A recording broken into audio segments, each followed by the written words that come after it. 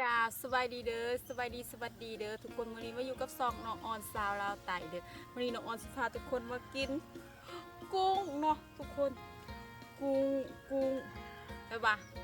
มี FC ทางพังไทยซื้อมาผัก10 โลเนาะแต่ว่ากินตั้งแต่4-5 มื้อน้องออนยายคนในวัดนี่ยังก็กินจนบ่จักสิกินเนาะทุกคนตั้งแต่เกิดมาบ่เคยได้กินกุ้งลายขนาดนี้จักเทื่อเนาะขอบใจเด้อผู้ใหญ่ใจดีทางพังไทยซื้อมาผากน้องอ่อนซาลอไต่10 โลเนาะทุกคนลายแท้ลายหวานน้องอ่อนก็เลยอยากมาถ่ายคลิปขอบมุกขอบใจขอบคุณทุกคนขอบคุณอ่านได้ๆเด้อทุกคนเบิ่งอยู่ในตู้เย็นอยู่เฮือนกันย่างอยู่อยู่2-3 โลเนาะซ้ำสิกินลูกหลานก็กินตะพือเนาะกินยังไงยังใส่มือนั้นอายเพิ่นว่าก็เลี้ยงแท้เลี้ยงว่าเนาะน้องโอนกับดีใจเนาะมีมุกดีใจได้ที่อายมาดินมาเที่ยววานน้องโอนชาวลาวไต่เนาะวานน้องโอนชาวลาวไต่ก็คืออายเพิ่นว่าเนาะมันนอกเนาะทุกคนมันนอกอีโดเนาะหาอีหยังสิเฮ็ดก็บ่มีเนาะทุกคนทุกคนปลูกโคตรโตใหญ่เนาะเราซื้อมาแก๊สโคมหนึ่งเนาะจนเต็มทั้งปลาหมึกเนาะกินแท้กินหวานเนาะก็ขอบใจอายใจดีทั้งพังไทยเด้อเพิ่นมาดินมายามเนาะขอบคุณอายได้หลายเนาะมาเที่ยวแล้วก็ยังซื้อของผักของตอนมาแล้วก็ไปซอยเรือเฮ็ดทางวานน้องออนอีกแล้วก็ซอยเรือเฮ็ดบาทอีกเนาะแล้วก็ซื้อขนมให้เล็กน้อยอีกให้ลูกให้หลานอีกเต็มบ้านเต็มเมืองก็ขอบคุณอายได้หลายเด้อที่มาดินมาเที่ยวไว้โอกาสหน้าอายมาใหม่อีกเด้อเดือนประมาณเดือน6อายจังมาเนาะมากินหัวกบบ้านน้องออนเดี๋ยวน้องออนสิเลี้ยงเองเนาะมางวันนะวันนี้อายเลี้ยงหลายเลยเนาะเกรงใจเนาะน้องออนก็เกรงใจแล้วออนก็ขอบคุณอายได้เด้อน้องออนก็ดีใจเนาะที่อายเข้ามาซัพพอร์ตน้องออนชาวลาวไต่เนาะขอบใจหลายๆเด้อนี่ทุกคนพี่เล่นผีกันย่างนี่เนาะพี่ปลาหมึกเนาะอันนี้กุ้งปลาหมึกน้องออนจนใส่ซ้ำมากแบบว่ามันลายนะทุกคนจนใส่ซ้ำมาเลยแบบกุ้งปลาหมึกเนี่ยกันในตู้เย็นน้องออนให้ย่างลายอยู่เนาะกินจะได้กระโบเบิดเนาะกินมือนั้นมืออายแล้วมากกับเห็ดสูอายเรากินทั้งปีทั้งจีคนเป็น10 เป็น20กินกระโบเบิดเนาะอายเราสุดยอดเลยน้ำใจของอายเราเนาะคักเนาะน้องออนก็บ่เคยเห็นคนยังใจดีขนาดนี้เนาะมาดินหวานยังซอยเฮ็ดทุกสิ่งทุกอย่างให้นะก็ขอบคุณเนาะคนเฮานี่บ่ควรเบิ่งกันที่หน้าตาเด้อควรเบิ่งกันที่นิสัยเนาะนิสัยดีกับหมายความว่าหน้าตาบ่สำคัญที่คนจริงใจอันนี้เขาเจ้าเมนเนาะเมนน้องออนว่าเนาะก็ขอบคุณ FC ได้หลายเด้อเนาะนี่น้องออนกลับมาเนาะมากินกุ้งเด้อทุกคนเด้อน้องออนก็สิมาเห็นคอมเมนต์หลายเนาะในคลิปอายเนาะ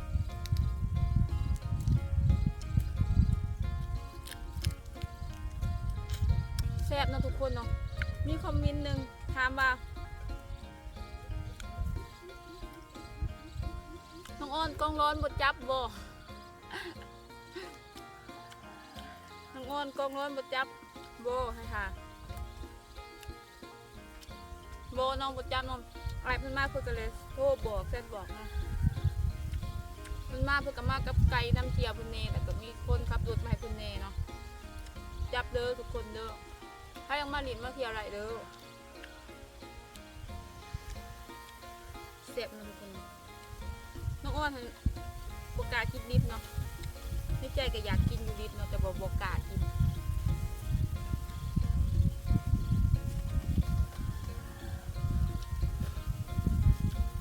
แซ่บ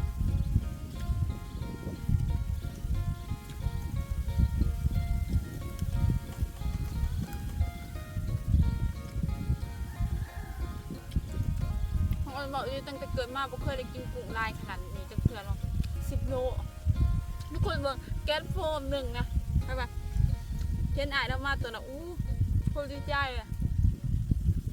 ตื่นเต้นเนาะบ่เคยได้กินกุ้งลายขนาดนี้จะเพื่อนเนาะคนมันนอกคนหน้าเนาะเล็กหน่อยก็กินได้ดีเนาะเวลาน้องอ้อนกับบริษัทกิบยังดวงลายเนาะเกรงใจอายเพิ่นมาไม่เมื่อยเนี่ยเพราะว่าเรามาแล้วก็เมื่อยเลยนะมาประมาณ9 โมงนะครับบ้านน้องอ้อน4 โมงไปแล้วก็เมื่อเนี่ยน้องอ้อนกับบกะถ่ายคลิปไลน์เนาะเพราะว่า รบกวนเพิ่นอีกหนึ่งอ้ายแล้วก็ซื้อห้องอยู่คงกินมาผากเพิ่งให้เงินเมน้องออนแล้วก็ให้น้องออนอีกให้อะไรเนี่ยน้องออนก็เกรงใจน้องบกาถ่ายคลิปไลฟ์บกาสัมผัสอะไรเกรงใจนะให้มันเราอยู่นอนทั้งคืนหนึ่งน้องออนกับซีได้ถ่ายคลิปน้ำเพิ่นอยู่อันนี้แล้วมายามทีแล้วก็เมื่อเนาะทุกคนเนาะเสียบ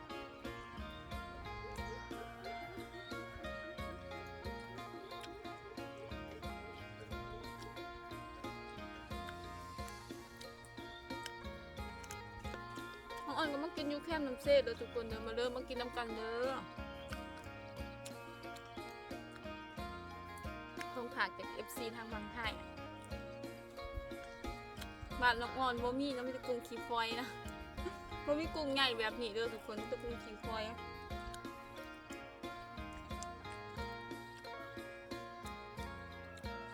เริ่มมากินน้ำกันเด้อทุกคนโคตรแซ่บ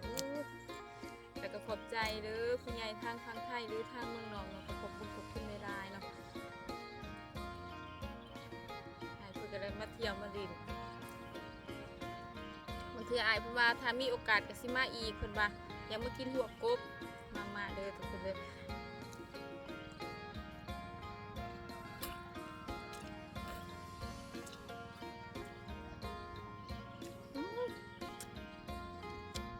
เป็นตาแซ่บเนาะกุ้งมันว่าถ้าลวกแล้วมันหวานเนาะโคตรแซ่บเลย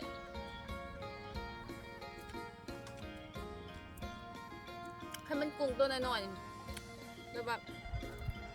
มันบริแกะออกเนาะให้ยำกินเลยเนาะกุ้งตัวใหญ่แกะเปลือกมันออก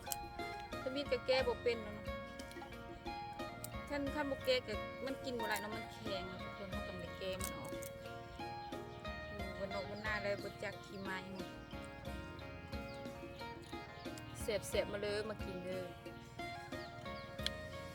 ออกก็สิมาว่าเรื่องคอมเมนต์หลายๆคอมเมนต์เขาจักมักถามหากองร้อนบาทน้องออนบ่จับบ่เดี๋ยวคลิปต่อไปน้องออนสิไปถามกองร้อนบาทเลยเนาะให้ทุกคนรู้ว่าเขาสิจับบ่เนาะ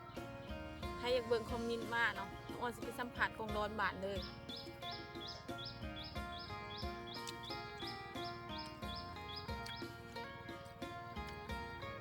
คุณว่ามี FC ทางพังไทยมากจะสิจับเขาบ่เนาะออนถามว่าหรือว่าทุกคนมีความคิดเห็นแบบไรที่อยากถามว่าโอ้ยย้อนยังจริงจับคนไทยเขามากย้อนยังคนไทยเขามากจริงนอนอยู่ในหมู่บ้านบ่ได้เนาะเดี๋ยวน้องออนสิไปถามให้เด้อทุกคนเด้อหลายคนขับของใจน้องเรื่องนี้เนาะน้องออนเห็นได้คอมเมนต์ส่วนใดเกี่ยวกับกองร้อนหมดจับแล้วบ่กองร้อนหมดจับเลยจับเนาะทุกคนตอนอายแล้วสิมากกับน้องออนกับบอกให้แม่ไปบอกพ่อบ้านแน่บอกตำรวจบ้านแน่เนาะก็ทุกคนอาจจะเห็นคนนั่งในคลิปมีคนหนึ่งดำๆจังหน่อยนะอันก็คือกองร้อนบาทเนาะเพื่อนก็นั่งน้ำกันหรือว่าตำรวจบาทนั่งกันกับอายเพิ่นกินอันนั้นอันนี้น้ำกันนะทุกคนมากินกุ้งน้ำกันดีใจดีเนาะแต่เราไม่เคยได้กินกุ้งลายแบบนี้จะเถื่อนเลยทำน้ำเลยกินคู่มือเนาะ2-3 มื้อกินเรียนติดกันเลยดีใจเนาะ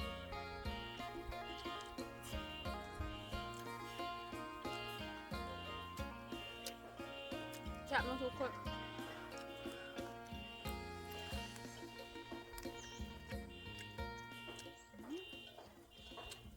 แซ่บ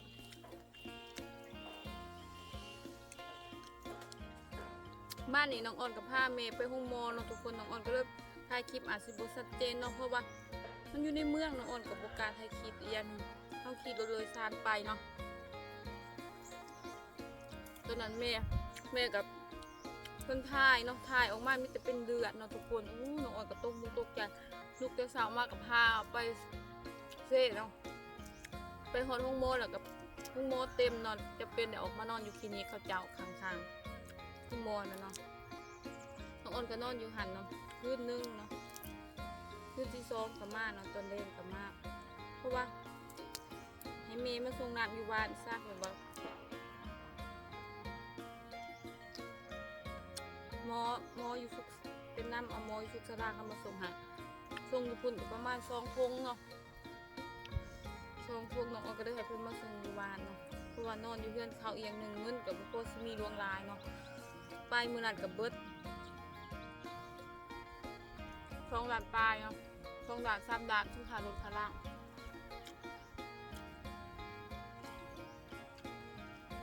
เมื่อยเนาะทุกคน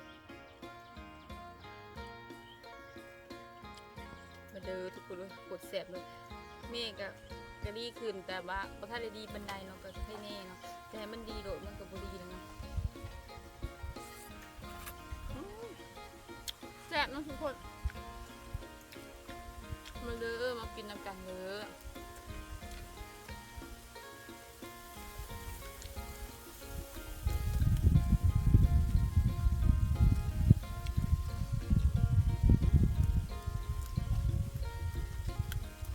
แซ่บ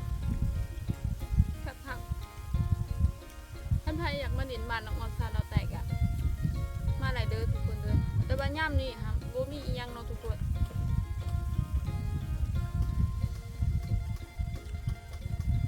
ขึ้นมากอะ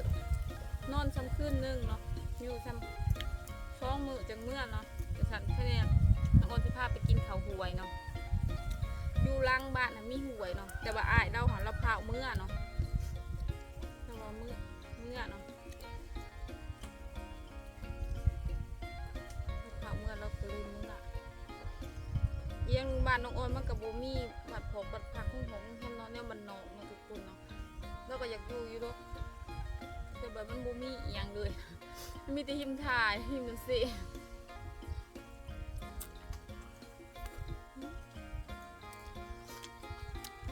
แซ่บเนาะทุกคนกดแซ่บเลยอิ่มใจเลยไอ้เราก็ถามบ้างน้องออนอยากไปทำงานอยู่ไทยอีดีบ่น้องบอกอยากไปอยู่เดี๋ยวมาคัดไปเป็นแอดมินเถอะแอดมินอยู่ไซน้องออนว่าน้องออนเขียนหนังสือบ่เป็นเขียนตัวไทยบ่เป็นสิไปตอบลูกค้าเรียงไหนเนาะ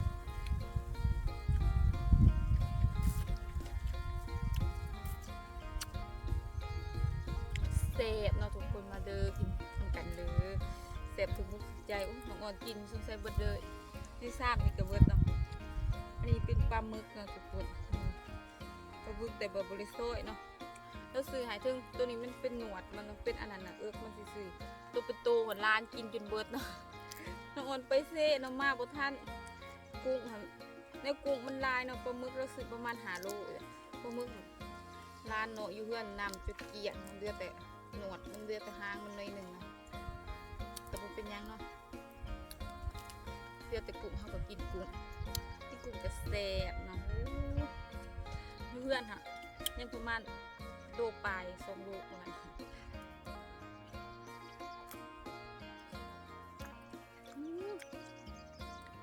แซ่บทุกคนมาให้กินให้แซ่บ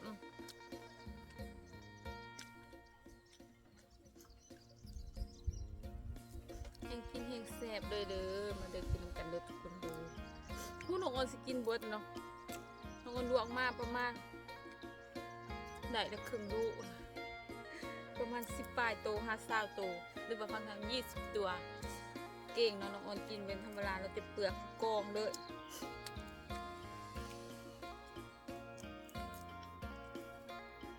มาน้องออนขั้นมาดินมาเที่ยวย่ามนี่น้องออนสิพาไปดินหวยเด้อพาไปดินหวยคือบ่ยังอยู่ทางล่างแพงง่วนมันกินมะขามบนพาไปดินหวยขั้นทุกคนมาแบบเผาๆมีแต่อยู่เพื่อนเนาะอยู่เพื่อนนั่งปิ้งนั่งกินดินเด้อกินเบียร์ดินเด้อขนาดนี้มะม่วงลายอยู่เนาะทุกคนสมัครมาดินมาเที่ยวไรเนาะแซ่บเนาะแห้งกินแห้งแซ่บ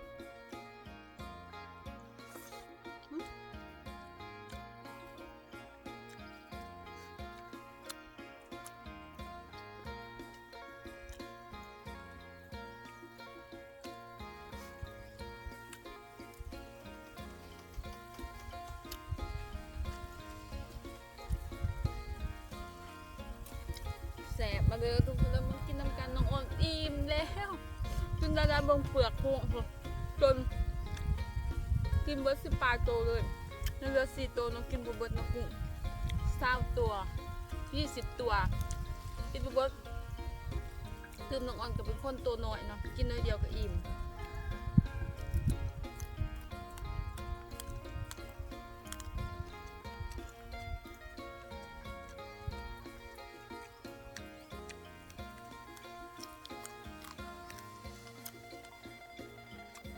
มาเดินทุกคนเดินมากินน้ำกันเลย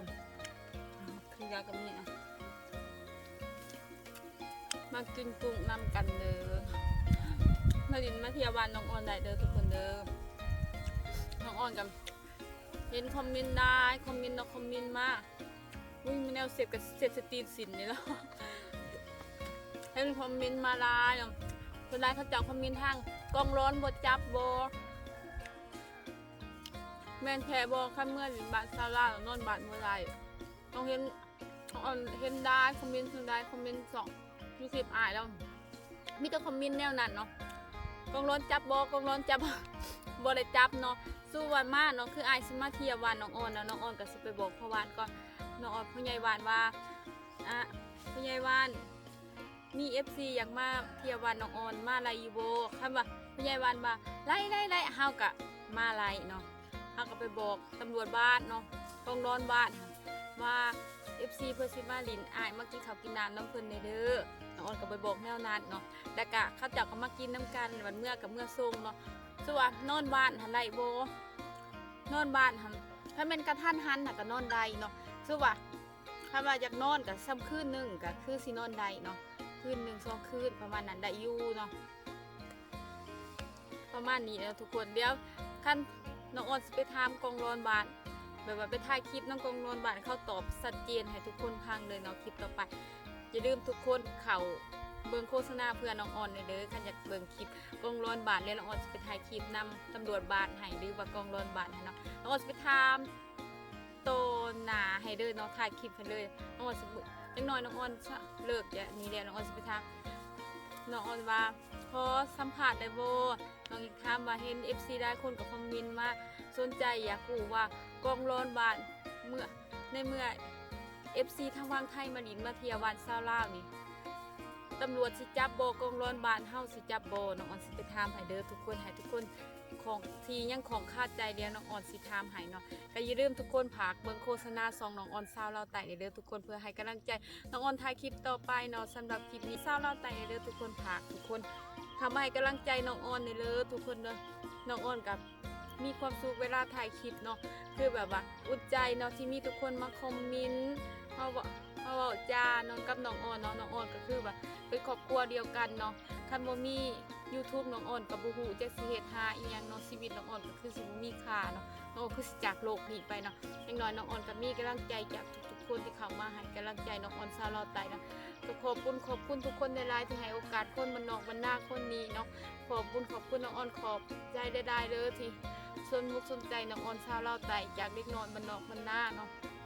คนหนึ่งเนาะก็ขอบใจได้ๆเด้อน้องออนกับบ่เคยลืมบุญคุณทุกคนนะทุกคนมาลีมาเทียน้องออนก็ยินดีต้อนรับเบิดทุกคนเด้อน้องออนก็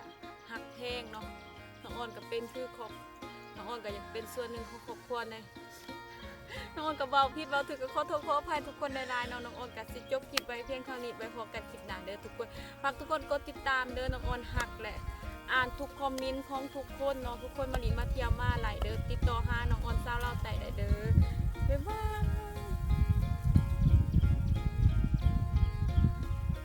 ไปกันเด้อทุกคนขอให้ทุกคน